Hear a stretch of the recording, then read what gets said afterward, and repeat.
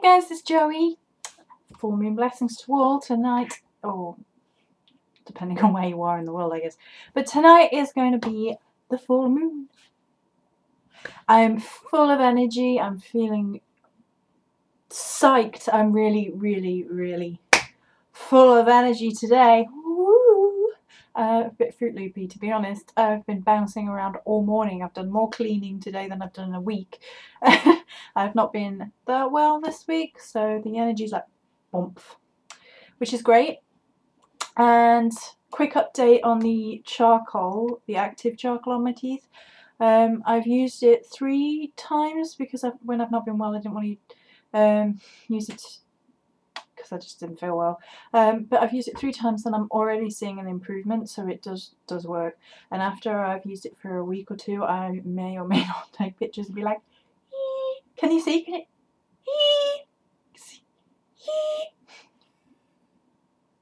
I told you I was feeling Fruit Loopy today. Weird things will happen today. Message of the day: truth in dreams.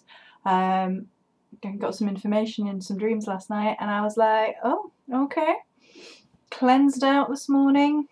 Feel a whole ton better. Right, so today is the February full moon, which is the storm moon, also known as snow, chaste, quickening, or hunger. It's a wake-up call moon, because the earth and creatures who are hibernating is starting to wake up again.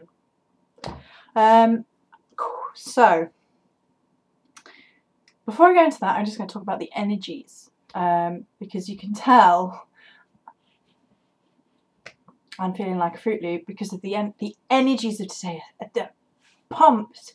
I'm just like, oh, amazing, whee! Yes, I'm a Fruit Loop, and I will be like this all day, I'm afraid. I'm going to be bouncing around the house today. So storm energy, because it's the storm moon, we'll just touch on storm energy.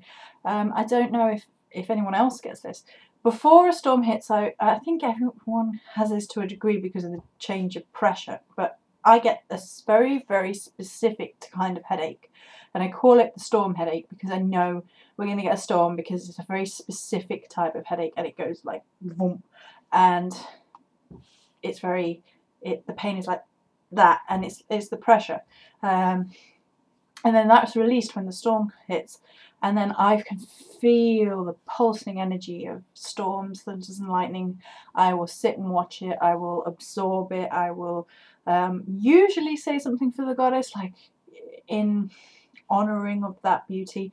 Now, storms in England are obviously not going to be as scary as some places in the world, so obviously some people aren't going to want to watch them, or they're going to want to be somewhere safe, because if they're more scary than in England, I understand that. But me personally in England, like, oh, just taking that energy is so good.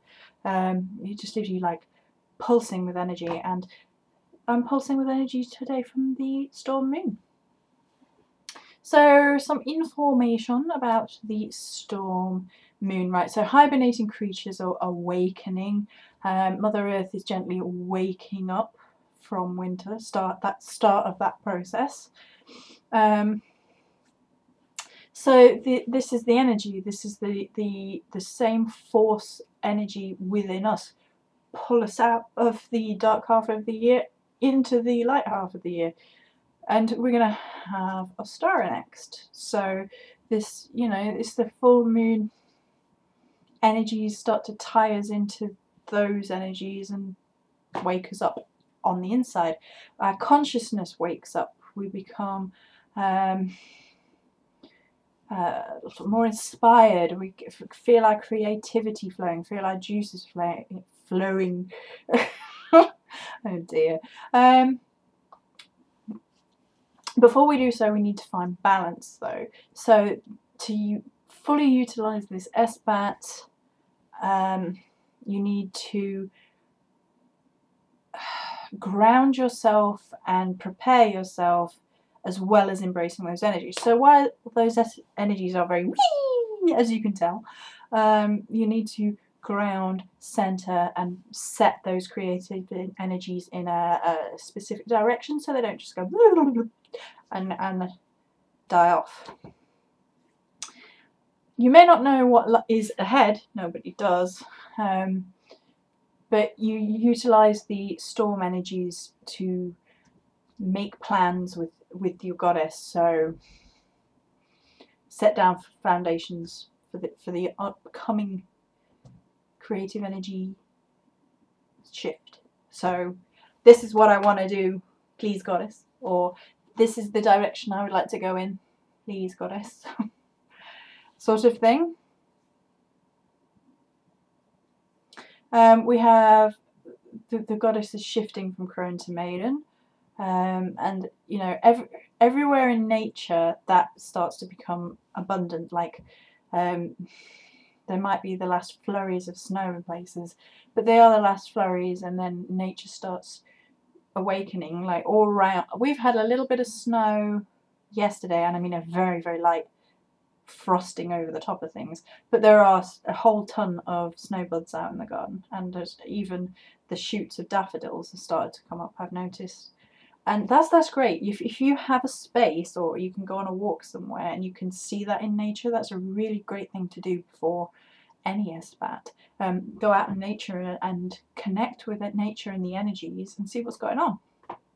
See what flowers are out there, see if any flowers are out there, see if you can see any little wildlife hanging about. Birds are going nuts at the minute, it's fantastic.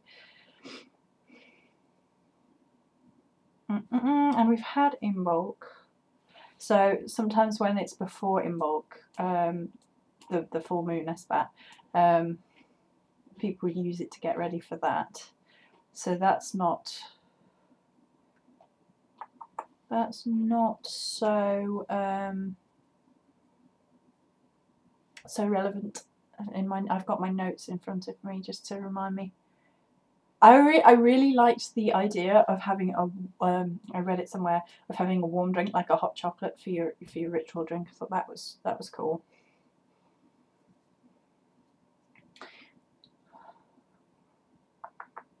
Okay.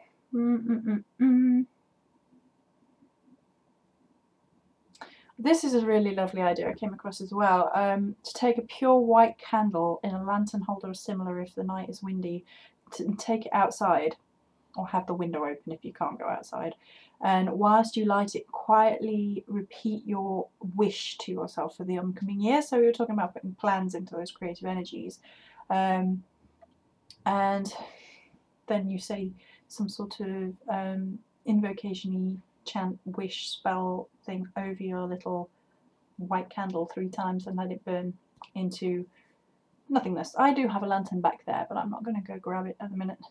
So that was a lovely little spell idea if you do want to do spell magic. Some people don't feel they ought to do magic on the full moon unless they really need to. Some people think that, you know, that... Okay, let's explain that a bit better.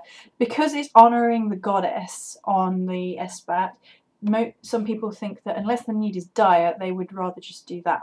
And I fully understand that, and quite often I don't do spell working on the Esbat. Now, if you're going to use the full moon energies, you can use a night either side, so that's fine. But unless your need is really, really dire, and tonight will be, utilising the energies for a specific family-related reason, which I shan't go into, personal and all that. But that's entirely up to you. So, I mean, the storm energy is a great energy for a lot of things. And I was reading earlier on how it's a great energy because the idea of a storm, you know, it's all that built up and then boof, and then afterwards it's clean and clear. So it's a great time for dismissing shadows and lies, seeking out justice, getting rid of gossip, getting rid of lying and all that nonsense. And it's basically like, because the energies of the storm are like poof and then calm, that's the same energies you utilise for the spell working, like bang and then it's calm, you know? So it's great energies for that. So That's fantastic. Other things you can do: have a good clean around the house before your Esbat in the day. That's all I have started doing. I'm more or less done because I went. Seriously, I was like, so I was channeling it into tidying up this morning and curling my hair. And I'm gonna do my moon nails, which there is a video on, but.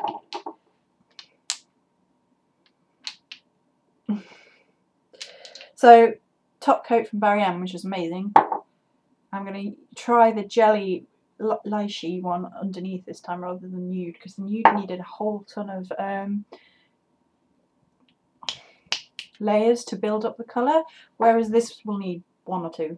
And then Jack Frost by Model Zone. There is a video not that long ago about moon nails, and I show them. I do that these ones every full moon and the dark ones every new moon, and why not? The makeup is a little bit full moony. That's just like cosmetic stuff that you can do just to embrace those energies, and I think there's something to be said for it. Some people would be like, but like it's superficial or whatever. But it's like, well, if you were gonna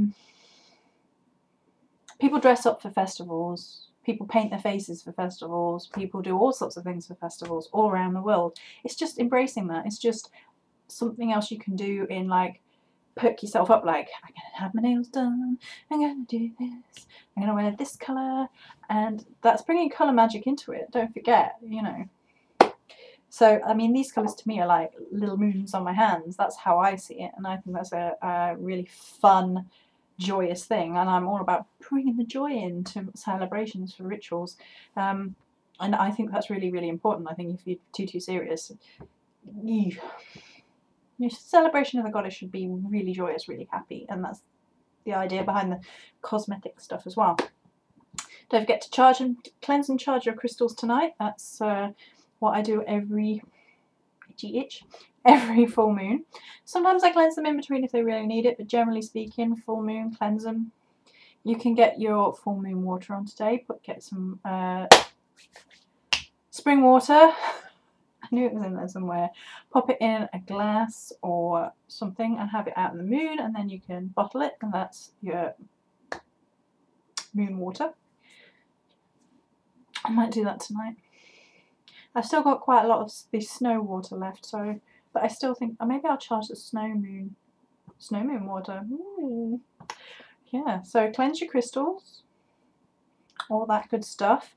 I'm going to be taking pictures today, I have the feeling, because I'm majorly excited about everything. And I've got the dusting powder. I've got my goddess box, which is mainly moon scented, over there. It's been charging in the moonlight since I made it, so that's going to be part and parcel of the ritual tonight. The goddess box is another video.